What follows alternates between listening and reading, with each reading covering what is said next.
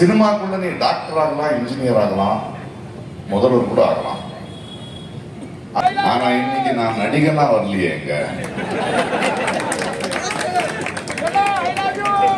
நான் நடிகனாங்கிறதுனாலயோ அதுக்கு நீங்க காட்டுற அன்புக்காகவே அதை தப்பா பயன்படுத்துறதுக்கு நான் வரல. கொஞ்சம் திறமை இருந்தது, அதை வளர்த்தது நீங்க. நேரம் செலவழிச்சு படம் பார்த்தது நீங்க, காசு கொடுத்தது நீங்க. என் குடும்பம் நல்லா இருக்கும். அதை திருப்பி கொடுக்க முடியாதுல்ல காசை. ஆனா அன்புக்கு என்ன கொடுக்கணும்? இன்னைக்கு தங்கச்சி பாடிட்டு இருந்தாங்க, ரொம்ப சந்தோஷமா இருந்தது. கலைஞனா ஒரு கலை, ஒரு பாடல், ஒரு கலைஞனுங்கிற பேர் இருக்குல்ல, அது வெறும் என்டர்டெயின்மெண்ட் இல்ல. இப்பேற்பட்ட மேடைகளுக்கும் அது பயன்படணும்.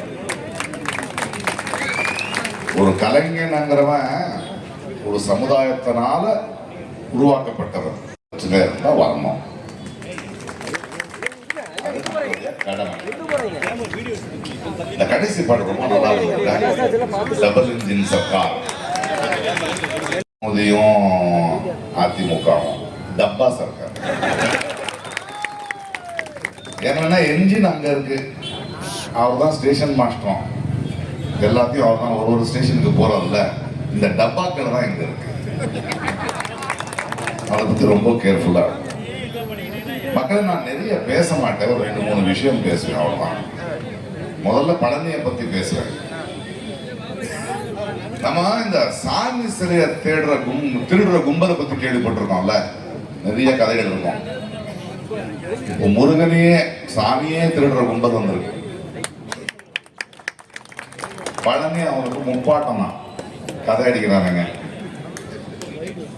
அறிவுல பழனி தமிழ் கடவுள், அதுக்கு கொஞ்சம் வரலாறு தெரியணும், ஆர்கியாலஜி தெரியணும். தெரியல விட்டுருங்க, ஆனா நாங்க கேர்ஃபுல்லா இருக்கோம். இந்த தேர்தல் 3 மாடலுக்கான தேர்தல், அப்படிதான் பார்க்கணும். ஒண்ணு திராவிட மாடல், 2வது அடிமை மாடல், 3வது சினிமா மாடல். நான் அரசியல்வாதி கிடையாது, நான் எந்த கட்சிக்காரனும் கிடையாது. உங்களை மாதிரி நானும் ஒரு ஓட்டர் தான். நம்ம 2 பேரும் இந்த தேர்தல் என்னன்னு பேசுவோம். இந்த மாடல்கள் என்ன கொடுக்குதுன்னு பேசுவோம். திராவிட மாடல் என்ன கொடுத்துச்சு? கல்வி கொடுத்துச்சு. பாருங்க, இந்தியாவிலேயே ஒரு மாநிலம் இப்படி இருக்கணுங்கிற பெருமையை சேர்த்துச்சு. பாருங்க, மொழி மானத்தை காப்பாத்துச்சு. இப்ப இனம் மானத்தை காப்பாத்துறதுக்கு போராடும். இது திராவிட மாடல்.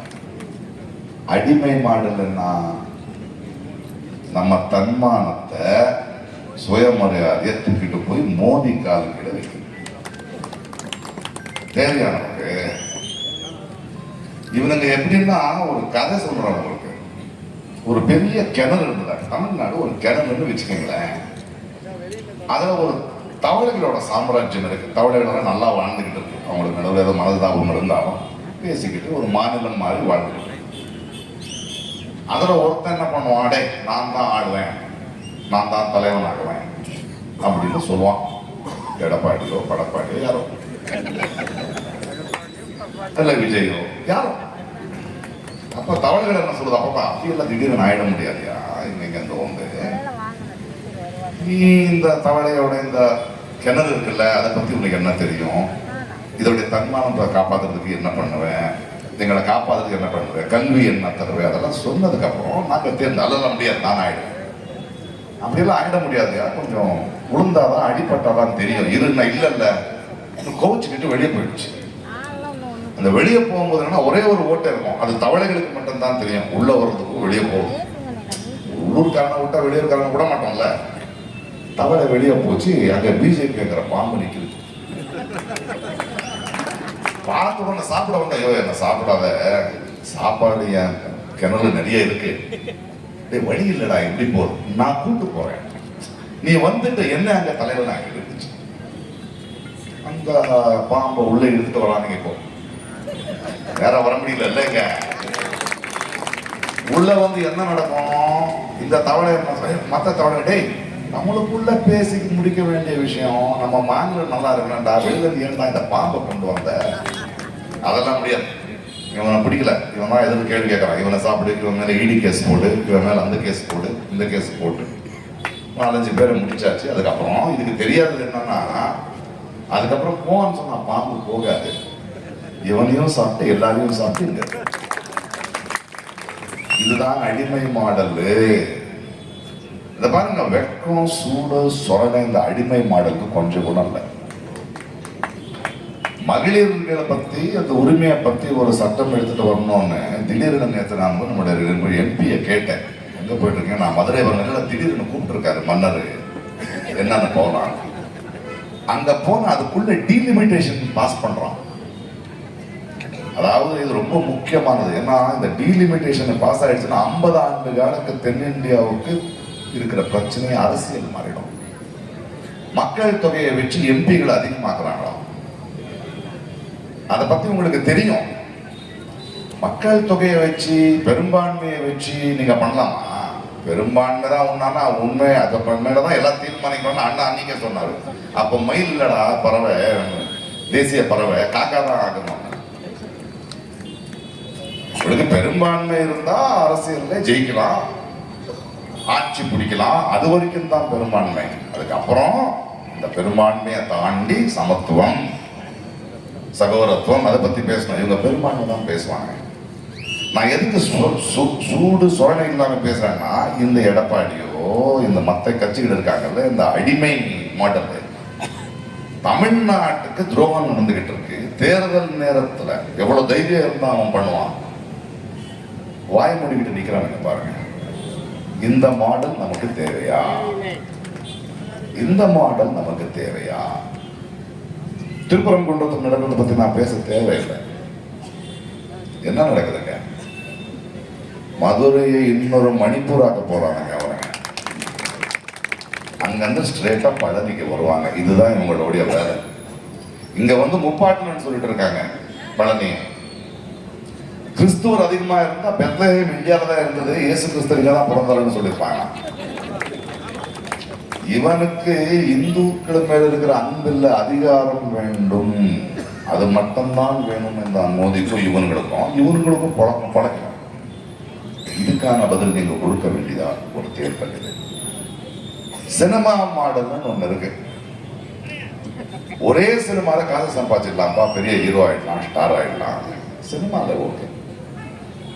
ஒரு சினிமாக்குள்ள நீ டாக்டர் ஆகலாம், இன்ஜினியர் ஆகலாம், முதல்வர் கூட ஆகலாம். அரசியல் அப்படியே முதல்வர் ஆயிடுங்க. நீ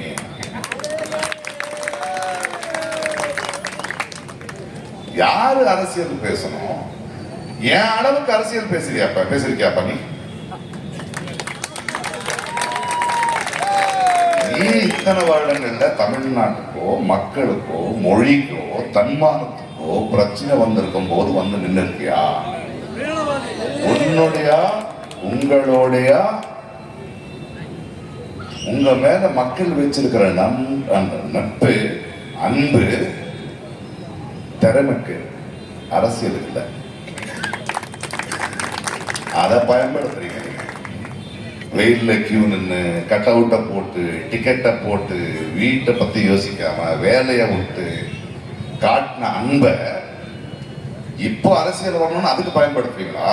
இந்த பாருங்க, நடிகனுக்கு ரொம்ப பிடிச்சா 3 வருடம் தொண்டையில விட்டு விசில் அடிக்கலாம், நாடை கொடுக்க முடியாது. நாடை கொடுக்க கூடாது. அரசியல் வேற, சினிமா வேற. அந்த அன்பு வேற, இந்த அன்பு வேற. அதுக்கு இறங்கணும், பேசணும். சீமான் பரவாயில்லையா, 10 வருஷமா மக்களை பத்தி பேசிக்கிட்டு இருக்காரு. பெரிய பெரிய நடிகர்கள் அப்படியெல்லாம் ஆகாது.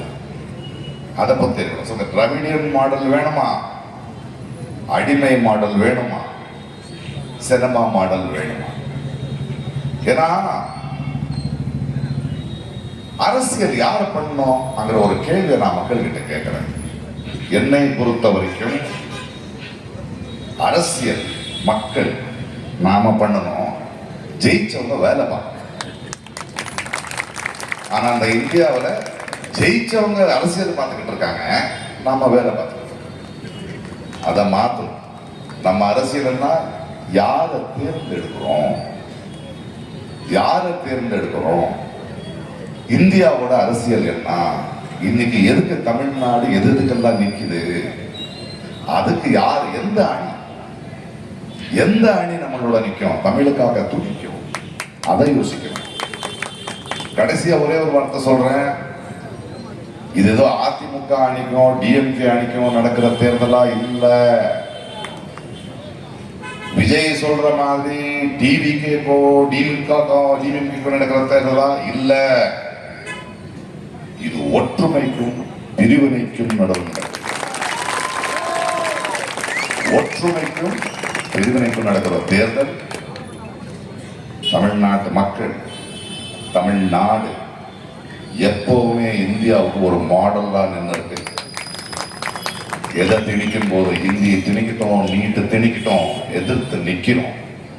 இன்னும் வலுவா நிக்கணும்னா எந்த அணிக்கு ஓட்டு போடணும்னு நீங்க தான் முடிவெடுக்கணும். அரசியல் மக்களான நாங்க செய்ய வேண்டிய நிலைமை வந்தாச்சு.